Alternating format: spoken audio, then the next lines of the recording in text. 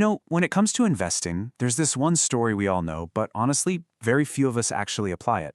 It's not about some complex chart or a wild, risky bet. Nope, it's about a race between two very different characters. So the real question is, when it comes to your money, are you the hare or are you the tortoise? Okay, so we all know how this story ends, right?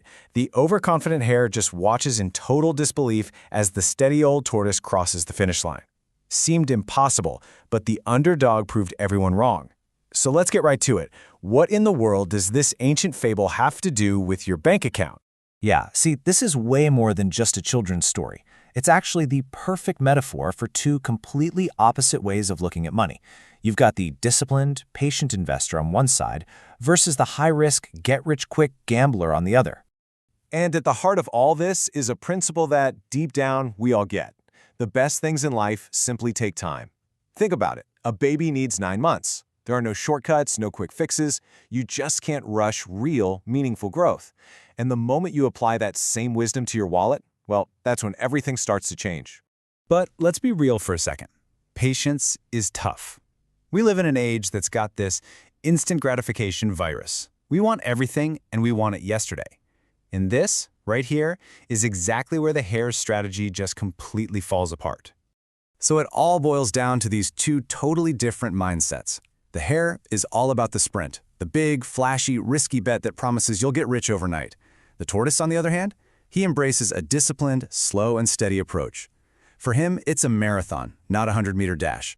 And you see this need for instant results everywhere. It's kind of like that person who hits the gym 3 times a week for a month and then gets all frustrated they don't have a six-pack yet. Hey, don't worry, the six-pack is there. It's just, still working its way out from under the fat. You got to burn that off first.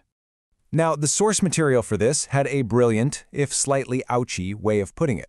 It said the desire for a quick financial fix is like getting shingles, a self-inflicted pain that really, really burns your finances. The lesson couldn't be clearer. Instant gratification and financial freedom, they just don't live on the same street. Okay, so if the hare's path just leads to a world of financial pain, how do we actually follow the tortoise? Well, it all starts with embracing the wisdom of his path and not being afraid of small, humble beginnings. The source pulls out some timeless wisdom here, and honestly, this is the core of the whole lesson.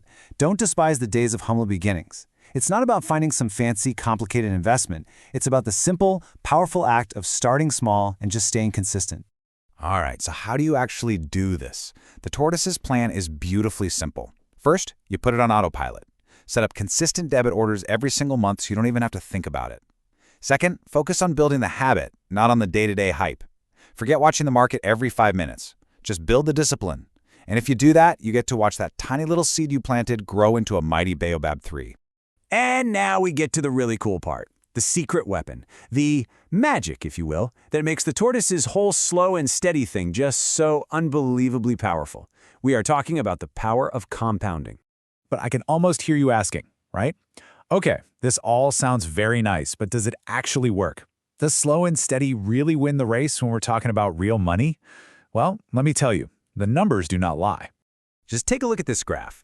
This shows what happens if you invest 5,000 Rand a month for 30 years at a pretty standard 7% return per year.